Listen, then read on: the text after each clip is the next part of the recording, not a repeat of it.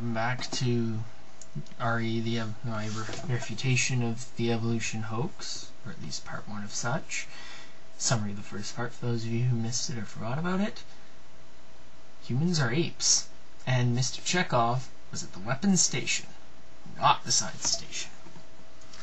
We've got about a bit over 5.5 minutes of video to go, so let's continue. White product using a source code given by the company. When finished, the company In before God. program simultaneously, or maybe a In before God. This analogy is to reason with people that living things don't necessarily need to be the product of evolution, but created by an intelligent design. Intelligent God! I called it! Chromosomes, what humans have only 46. Why do chimps have 44 chromosomes identical to humans? Stop. Chromosome 2. There's a deactivated telomere in there that shows that there is actually a fusion of chromosomes. Hence the missing ones. See, the thing is, like I said before, DNA can kind of change itself. What happened to the other 4? Aren't we supposed to be more complex than chimps? What happened there? Who says we're more complex than The remaining chimps? 2 pairs of chimps' chromosomes fused together to form the human's chromosome 2. This was noticed by geneticists when analyzing the pre-telomeric region and the telomeric sequences in humans' chromosome 2. This strongly indicates a carefully planned genetic code manipulation instead of evolution. It requires faith in the How? to believe that living What if it things just have fused because of a mutation? Oh wait. dangerously improper Stop. probability. Here we are experiencing a phenomenon known as confirmation bias. They are basically taking the evidence and twisting it to fit their views while ignoring possible alternative explanations that do not require the extra assumption of an intelligent designer, which we all know is God thanks to a certain case known as Kitzmiller versus Dover. The possibility of an intelligent designer behind all life on this planet increases the chances that life could have come into existence successfully.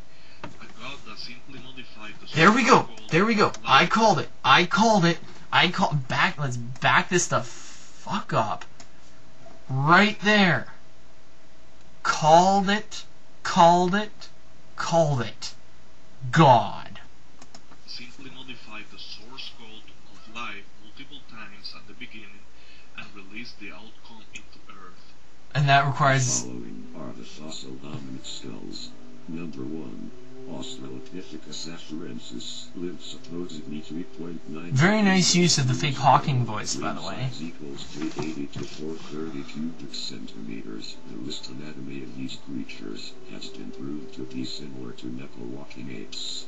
Number 2. Okay, are you trying to discredit yourself here? Okay, well, while this is going on, I will note that the presupposition of an intelligent designer, God, requires an extra assumption. If you use Occam's razor and reduce to the simplest explanation, simplest being defined as the one that uses the least assumptions, intelligent design fails because the one that requires the least assumptions is evolution, because evolution is supported by evidence and not assumptions. Now, I don't know why he's doing this, because this is basically him refuting himself, and if you look at his channel page, he is quite obviously a creationist. It's like he's got this anti-Obama stuff in there, he's got all this stuff like only the fool declares there is no God. He's got much more stuff than just this creationist tripe. He seems to be very actively fundamentalist, and yes, I know I'm talking over this, but you can see the text on the screen, and you know, if you want to hear about stuff to back up evolution, you could just be watching Thunderfoot or something, and you don't need to be hearing this. So I'm gonna talk over this, and I don't know what his point is, because like I said, he's discrediting himself. He's showing evidence for evolution, and I don't know why. I don't know why he thinks showing evidence for evolution is in any way useful. It is very ironic and very funny. Just sit back and watch the show. I should note that all the supposedly's in here, it can actually be confirmed by dating, so it's not really supposedly, they're actually confirmed by dating these skulls and the fossils they've found. Mostly skulls. I'm not sure if many of these are actually fossils, because I don't think it would be enough time for them to fossilize. I should note that here, an actual side note, that we will most likely run into it sometime. Fossils are extremely, extremely hard to make. You need these exact conditions. You need lots of time to make them, and a lot of creation. Say, well, there should be billions of fossils. No.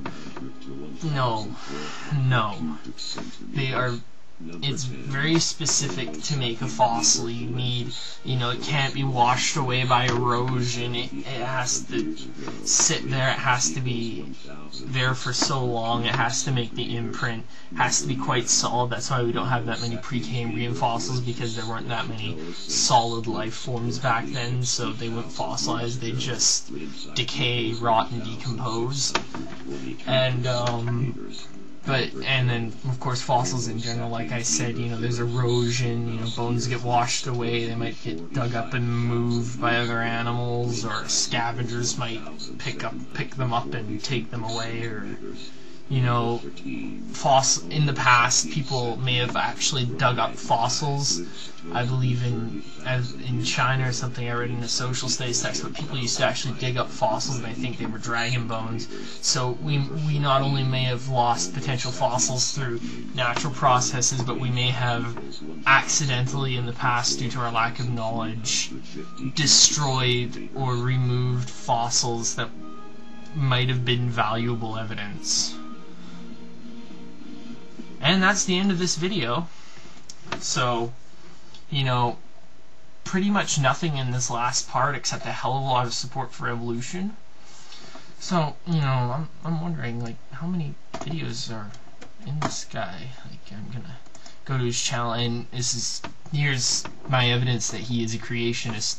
If you look at his channel, if it'll load, because my computer, I should note here, for anyone who hasn't noticed, you'll see my my cursor flickering. I have a very, you can see this guy's a creationist. Anyway, my mouse is flickering. That's because running my capture software on this computer causes a lot of lag. I have a shitty computer. It can run barely anything. It cannot run Halo on full settings. It can't even support specular. It's a piece of shit. All I care about is it gets me on the internet, and I can make these videos.